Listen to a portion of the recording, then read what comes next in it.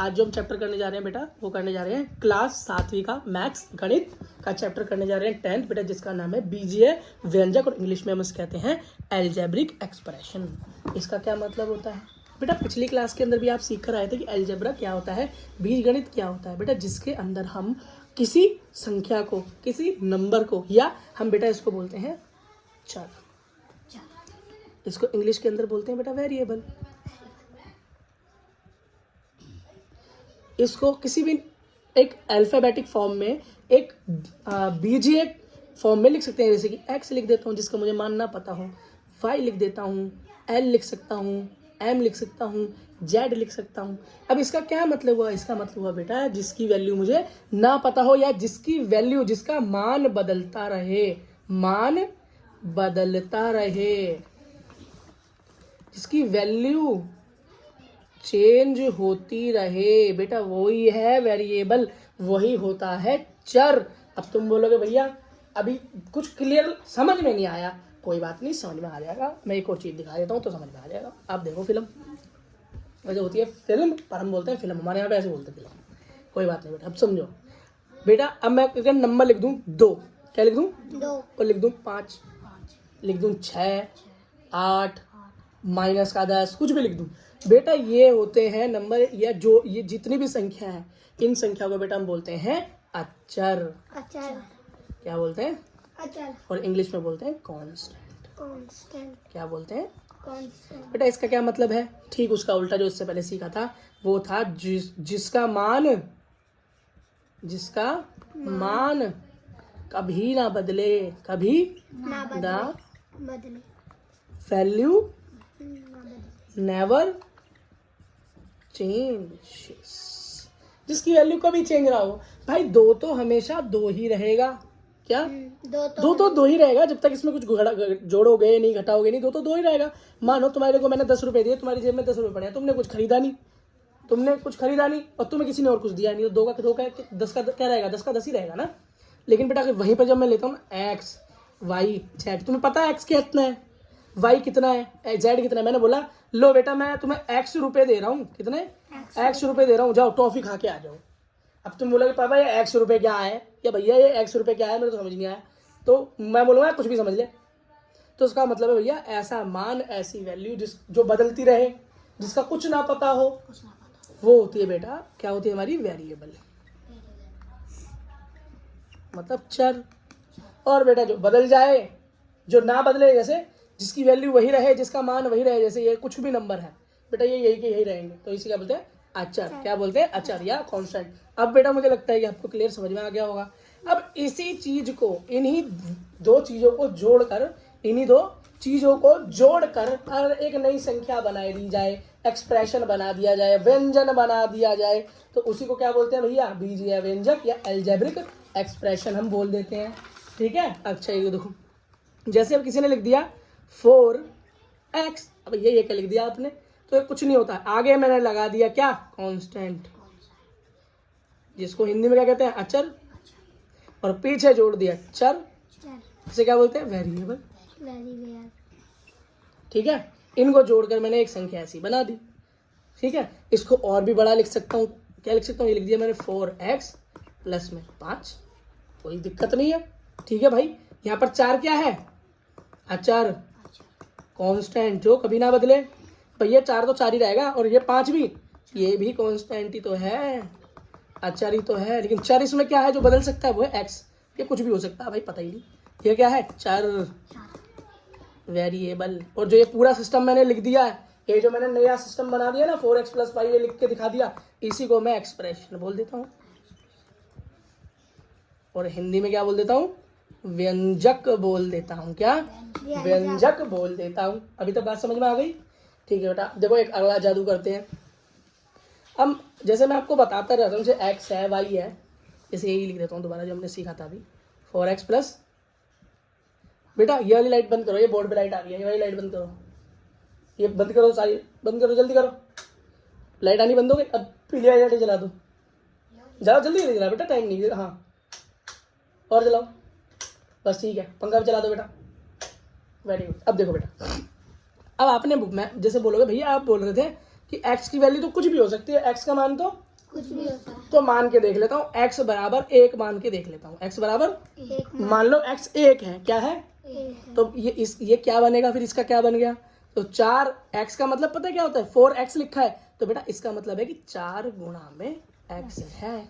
जब बीच में कुछ ना हो, बीच में कुछ ना तो समझ लो कि दोनों की क्या हो रही है? गुणा हो रही है, मल्टीप्लाई हो रही है। तो ये है, याद रखना, ठीक है? ये बात मैंने तुम्हें समझा दी।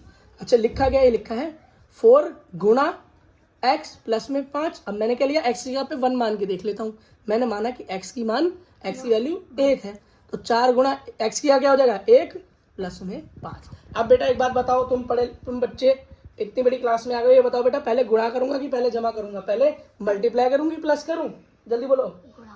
गुणा करोगे। तो बेटा कैसे याद रख, ये याद रखना, क्या? ये फॉर्मूला याद रखना। बोर्ड मास को हमेशा याद रखना। पहले ब्रैकेट खोलो, ब्रैकेट खोलो, ब्रैकेट खोलो। ओपन, फिर डी से डिवाइड, क्या? फिर एम से मल्टीप्लाई, फिर ए से ऐड और एस से सब्सट्रैक्ट। याद रखना कि सबसे पहले बेटा ब्रैकेट खोलते हैं, फिर डिवाइड करते हैं, फिर गुणा करते हैं, फिर बेटा जमा करते हैं और सबसे आखिर में घटाते हैं। तो बेटा यहाँ पर गुणा पहले है और जमा है, तो हम क्या करेंगे? जमा बाद में आता है, गुणा पहले, तो हम पहले बेटा गुणा करेंगे, सॉरी। तो 4 एकम 4 प्लस 5 बराबर 4 5 कितना हो गया? 9। इसका मान क्या आ गया? 9 आ गया। वैल्यू क्या आ गई? 9। अगर x की जगह पे कुछ और होता, बिल्कुल हो सकता है, मैं x की जगह पे 2 मान लेता हूँ। तो मैंने क्या बोला? x की कोई भी मान हो सकती है, कोई भी वैल्यू हो सकती है। क्यों? वो कौन सा पद है? वो बेटा चर, क्या है? अचर नहीं, चर पद है, वेरिएबल है, बदलता रहेगा। तो बदल दिया मैंने 4 की जगह पे। अब क्या, वो x की जगह पे क्या रख दिया? 2। तो 4 गुणा 2 प्लस 5, 4 दूनी 8 प्लस 5 बराबर हो गया 13। देखा बेटा कैसे मान बदला? कैसे मान बदला, समझ में आया? समझ में आ गया? तुम तो बहुत तेज हो गए बच्चों। अगला क्वेश्चन देखो। अब एक और चीज सीख लो बेटा। अब कुछ बेटा इसकी जमा और घटा सीख लो। क्या? इसकी जमा घटा, इसका प्लस माइनस सब्सट्रैक्शन डिवाइड, ये सब सीख लो। अगर ये सीख लिया तो आपका बेटा समझ लो काम हो गया। ये देखो, अच्छा, ए होता है एक ये सबसे पहले देखो, इनको अगर जोड़ दूं, मान लो एक वेरिएबल है x और एक उसको मैं x से ही जोड़ दूं, तो क्या निकल कर आएगा? तो बेटा निकल कर आएगा 2x। क्या निकल कर आएगा? 2x। और x प्लस x कर दूं, क्या आएगा? 3x। 1 2 3, तो 3x आ गया। अच्छा, फिर ये वाला बताओ, x plus x plus x plus x, बोलो कितना हो गया? 4x। बहुत बढ़िया। अच्छा, आपको ये दे दे, आपको 2x बताओ कितना होगा? 4x। बहुत बढ़िया। अच्छा चलो ये बताओ, बोलो। 6x। बहुत बढ़िया। तो बेटा तुमको प्लस करना आ गया, एडिशन जमा आ गई, किसकी? वेरिएबल की, मतलब अचर पद की और चर पद की, दोनों की आ गई ना। ये देख रहे हो इसमें कैसा है? चर अचर दोनों है, वेरिएबल कांस्टेंट दोनों है। अच्छा, इसकी माइनस करें, सब्सट्रैक्शन करें, क्या करें? मतलब माइनस करो, कर सकते हैं। अच्छा, 2x में से 1x क्या कितना बचा? 1 खाली x है ना। अच्छा ये बताओ, x में से x चला गया तो 0 बहुत बढ़िया। 5x माइनस 4x, बोलो 1x। अच्छा चलो ये बताओ, 3x माइनस का 3। ऐसा क्यों हुआ? क्योंकि बेटा जब जो नंबर बड़ा होता है ना, जो नंबर बड़ा होता है दोनों में से, उसके आगे जो होता है वही आंसर में लगाया जाता है। देखो 2 और 5 में कौन बड़ा है? 5 और 5 के आगे क्या है? माइनस, तो यहाँ पर आंसर में भी क्या आएगा? 3 माइनस। अच्छा ये वाला बताओ, बोलो आंसर। माइनस का 3 आएगा, बताओ बेटा क्यों आया ऐसा? क्योंकि ये बड़ा नंबर है, छोटा है, और वो छोटा हाँ अच्छा, क्या ठीक है बेटा, समझ में आ गया तुमको। अब इसका गुणा सीख लें। क्या सीख लें? इसकी गुणा सीख लेते हैं, गुणा कर लेते हैं इसकी, ठीक है। मल्टीप्लाई,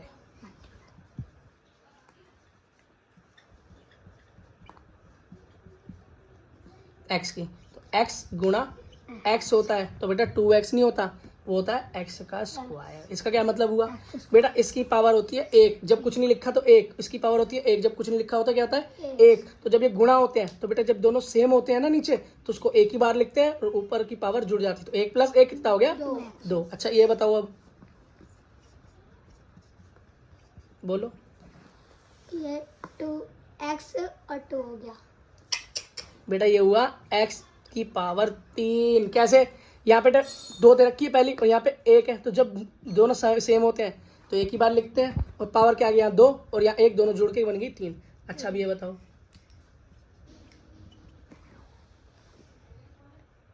4 हाँ, क्यों सेम है तो एक बार आ गया, और 2 + 2 4 हो गया। समझ में आया? चलो ये बताओ x 8 बहुत बढ़िया, अब तुमको ये भी आ गया, गुणा करना भी आ गया। आ गया। अब हम सीखते हैं भाग, डिवाइड।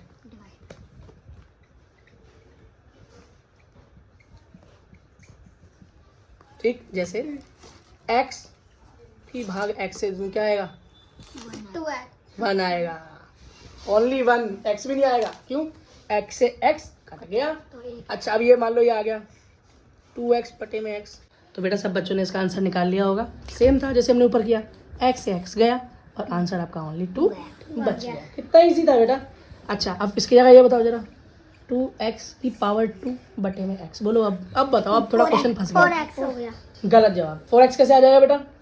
क्योंकि ये तो कट गया, ये 2 बचे, 4 आ गया। पूरा नहीं कटेगा। देखो यहाँ पे नीचे x है, ऊपर क्या है x2, 2 मतलब यहाँ पे कुछ नहीं है, उसका मतलब 1।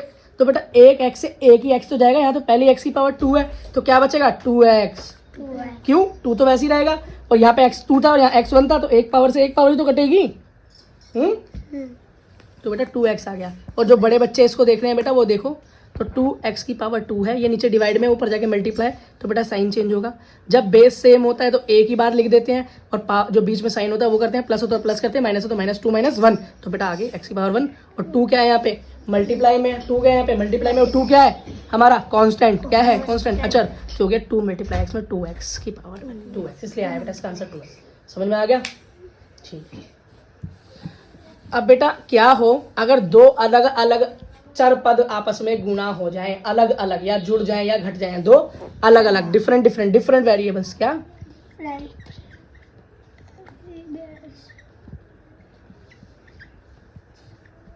जैसे एक मान लो x है और दूसरा y है, ठीक है। अगर मैं x और y को जोड़ दूं तो क्या आएगा? 2 कुछ नहीं आएगा बेटा, x और y आएगा। क्यों? दोनों अलग है ना। 2 क्यों आएगा? x + x करते तो 2x होता है ना। अच्छा अब ये सोचो 2x + y क्या हो जाएगा? इसका यही आंसर यही आ जाएगा 2x + y। अच्छा ये बताओ 2x + 2y कर दूं तो क्या आएगा? यही आएगा। यही आ जाएगा 2x + 2y। इसको बेटा ऐसे लिख सकते हो, दोनों जगह पे है तो 2 को एक बार यहाँ लिख लो बाहर, और ये अंदर अकेले रह जाएंगे। ठीक है, ऐसा भी लिख सकते हैं, बड़े बच्चों के लिए, छोटे बच्चों के लिए। ठीक है बेटा। अच्छा अगर ये दोनों मल्टीप्लाई हो जाए तो क्या हो जाए? मल्टीप्लाई हो जाए तो क्या होगा भाई? बेटा ये बोरिंग जरूर लग रहा होगा, लेकिन सीख लो। अगर आज सीख लोगे तो आगे कभी भी दिक्कत नहीं आएगी। डिफरेंट वेरिएबल, एक मान लो एक x है, अब x गुणा y कर दूं तो कुछ नहीं होगा जी, x y हो जाएगा बस, है ना। x की पावर 2 और y की पावर 2 को गुणा कर दूं क्या हो जाएगा? x 2 y 2, ऐसा ऐसे ही रहेगा।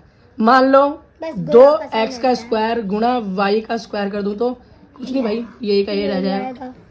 ठीक है, अगर ये मान लो ये कर दूं 2 गुणा x² गुणा y² कर दूं, यहाँ भी 2 ले लेता हूँ, क्या आएगा? 2x² 2y²। बस 2 को बाहर ले सकते हो एक बार, और अंदर क्या आ जाएगा? 2² y²। ये बड़े बच्चों के लिए, छोटे बच्चों के लिए। बात समझ में आ गई बेटा? ठीक है, चलो बेटा अब अगली चीज देखो बेटा। इसमें अंदर आता है एक पद। क्या आता है? एक पद क्या होता है भाई? और अगला होता है द्विपद। क्या? द्विपद। और अगला लास्ट होता है बहुपद। क्या? बहुपद। अब ये इंग्लिश में क्या कहते हैं? इसमें कहते हैं मोनोमियल, क्या? बाइनोमियल, और इसको ट्राइनोमियल।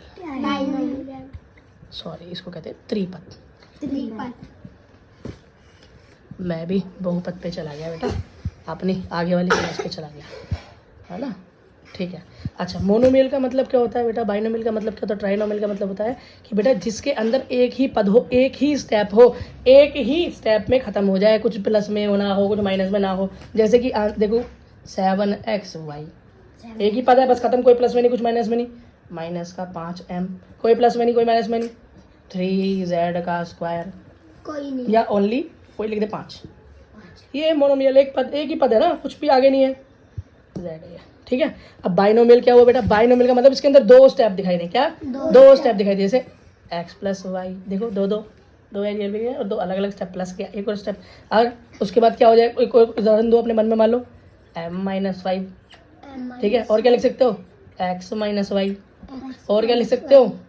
और लिख सकते हो बेटा तुम a का स्क्वायर माइनस b का स्क्वायर, कुछ भी ले लो, कोई दिक्कत नहीं है। अब त्रिपद क्या हो गया? जिसके अंदर बेटा 3 स्टेप हो। क्या हो? 3 स्टेप। जैसे x plus y plus 7, 3 step हो गया ना, 1 2 3। ठीक है, अगला और क्या ले सकते हो इसमें? कुछ भी ले लो, ये ले लिया मैंने 3x square minus 5x plus 2, 3 step, 1 2 3। ठीक है, एक और कुछ ले लो, तो ये ले लो x माइनस वाई माइनस 5। ठीक है बेटा, इधर ही समझ में आ गई?